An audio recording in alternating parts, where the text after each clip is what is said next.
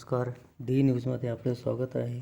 छोटा गोंदिया महाकाल मंदिरात चोरी झाल्याची घटना CCTV कॅमेऱ्यात कैद.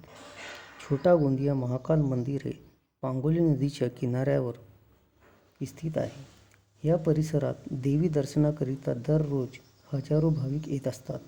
हे परिसर इतके छान, सुंदर व शांत व स्वच्छ वातावरण आहे, ज्यामुळे भाविक इथं दररोज येतात.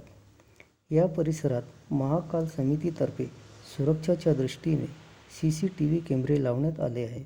तरी पण काही चोरट्यांनी हनुमानाच्या मंदिराचे कुलूप तोडून दानपेटी व चांदीचा मुकुट चोरट्यांनी चोरी केली.